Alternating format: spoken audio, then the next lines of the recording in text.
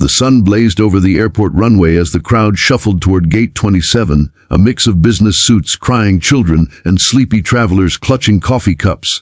Among them stood Noah Carter, a tall, rugged single dad in his mid-30s wearing a faded leather jacket and holding the hand of his 6-year-old son Illy. Noah's eyes, the color of storm clouds, carried the wariness of a man who'd seen too much yet refused to give up. He wasn't flying for business or pleasure. He was flying to bury his father, a decorated Air Force veteran who had taught him everything about courage, duty, and love. Just a few seats away at the gate sat Vincent Hale, a sharply dressed CEO in an Italian suit, gold watch glinting under the airport lights. He scrolled through his tablet impatiently, occasionally glancing at Noah and his son with thinly veiled disdain.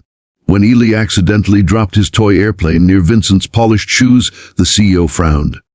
"Careful where you throw things, kid," he muttered without looking up. Noah offered a polite smile and an apology, but Vincent just scoffed.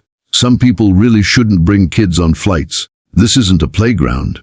From the very start, it was clear they came from two different worlds, one ruled by humility and scars, the other by arrogance and pride. Before we dive deeper, if you believe in kindness, second chances, and stories that remind us what truly matters, please like, comment, share, and subscribe to our channel, Kindness Journal.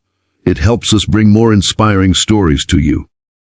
When the boarding announcement echoed through the terminal, Noah lifted Ely into his arms and walked down the jet bridge. He couldn't afford first-class tickets, so they were seated in the economy section near the back of the plane. Coincidentally, Vincent, who had upgraded last minute, found himself just 2 rows ahead in business class. As the plane began taxiing, Vincent leaned back smugly, chatting loudly on his phone about closing billion-dollar deals and making moves while others waste their lives. Noah ignored him, fastening Eli's seatbelt and tucking his small blanket around him. As the flight leveled out, Noah stared out the window at the endless stretch of blue sky. The hum of the engines brought back memories. Memories of the cockpit, the adrenaline rush, and the voice of his father saying, "Fly with your heart, son, not just your hands." No one on that plane knew that the man in seat 28C had once been Captain Noah Carter, one of the Air Force's most skilled fighter pilots. He had left the military 3 years ago after a devastating accident during a rescue mission that cost his co-pilot's life. Noah blamed himself endlessly and hung up his wings for good. Since then, he'd been doing odd jobs to raise his son, barely surviving but still holding on to hope. A few hours into the flight, turbulence began to shake the cabin. The lights flickered. The captain's voice came over the intercom, calm but tense. "Ladies and gentlemen, we're experiencing some unexpected mechanical issues. Please remain seated and fasten your seatbelts." A collective murmur spread through the passengers. Vincent groaned loudly. "This airline's a joke. I paid for first class, not a roller coaster." The Noah tried to stay calm for Ely, whispering, "It's okay, buddy. Just hold my hand." But when the plane suddenly dipped sharply, a scream erupted from somewhere in the back. Oxygen masks dropped from the ceiling. A baby cried. People began to panic. The intercom crackled again, but this time the captain's voice sounded shaken. "Attention all passengers. If there is any experienced pilot or aviator on board, please come forward immediately." A wave of fear swept through the cabin. Vincent froze, clutching his armrest, pale with terror. He muttered, "Oh, this can't be happening." The flight attendants looked around desperately, repeating, "Any pilot on board? Please, any pilot?" Noah's heart pounded. He could almost hear his father's voice again. "There will come a day when you'll have to fly not for medals but for lives. When that day comes, don't hesitate." Without another thought, Noah unbuckled his seatbelt. Eli's eyes widened. "Daddy." Noah knelt, cupping his son's face. "I'll be right back, champ. You're safe. Be brave." "Okay." He stood and moved quickly up the aisle, past rows of trembling passengers. Vincent saw him and snapped, "Sit down, man! You're gonna make it worse." But Noah ignored him.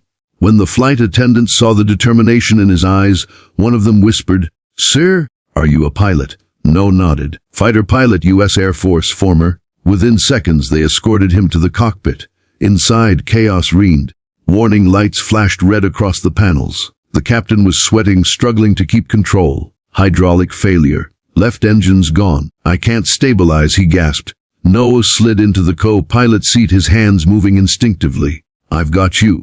Let's transfer thrust to the right engine and pitch nose level. We'll glide if we have to.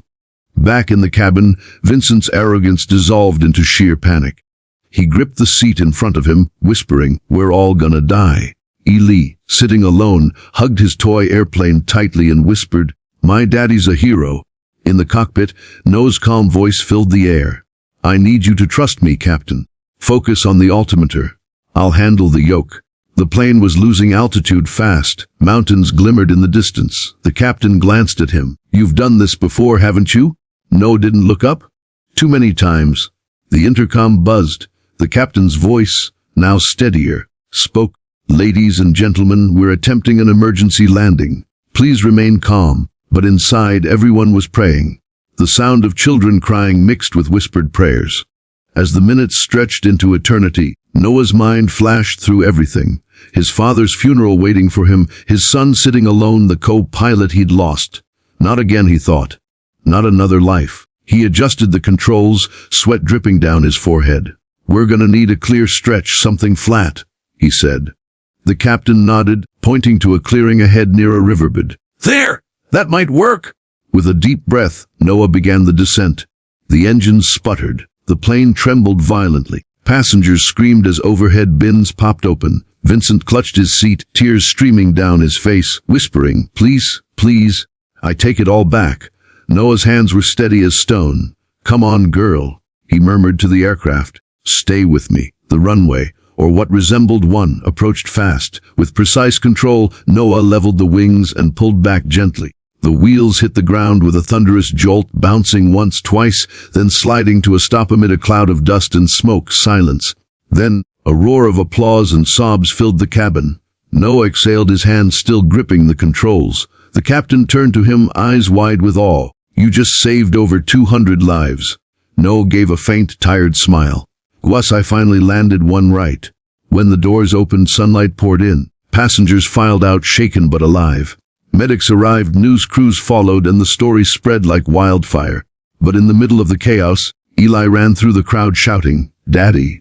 Noah knelt, catching him in his arms. "Told you I'd be back, champ." From behind, a familiar voice called out. It was Vincent, the CEO who had mocked him hours earlier. His suit was torn, his pride shattered. He approached Noah slowly, tears in his eyes. I misjudged you. I thought you were just some broke dad. But you're the reason we're alive." Noah simply looked at him, tired but kind. "Everyone has a story, Mr. Hale. Sometimes, it just takes turbulence to make us listen." The next morning, headlines across the nation read, "Former Air Force pilot saves 2 lives during mid-air emergency." Reporters flooded Noah's home, but he declined interviews. He wasn't looking for fame. He just wanted to bury his father with honor and go home to his son. A few days later, Vincent showed up at the funeral. He placed a bouquet on the casket and shook Noah's hand. "I've been thinking a lot," he said quietly. "You said everyone has a story. Well, I want to hear yours. Maybe we can do something together, something that matters." He paused. "I run a foundation now for veterans. We could use a man like you." Noah smiled faintly. "I'll think about it." As the sun dipped low, he looked up at the sky where 2 fighter jets roared overhead in salute. His father's friends honoring their comrade one last time. Tears welled in his eyes as Ely tugged his sleeve. "Daddy, Grandpa's flying now, isn't he?" Noah nodded softly. "Yeah, buddy. And he's watching over us." That evening, Noah stood by the window, watching planes cross the sunset sky. For the first time in years, he didn't feel guilt or pain, only peace. Somewhere deep down, he knew he had finally found redemption, not through medals or missions, but through love, courage, and the chance to protect others once more. And in that quiet moment, his phone buzzed. A message from Vincent. "The world needs more men like you. Let's honor your father's name together." Noah smiled. Maybe, just maybe, second chances were real after all. If this story touched your heart, please like, share, and subscribe to our channel, Kindness Journal. Your support helps us keep telling stories that restore faith in humanity. Special request, comment, fly with heart. Below, if you believe real heroes don't wear capes, they wear courage.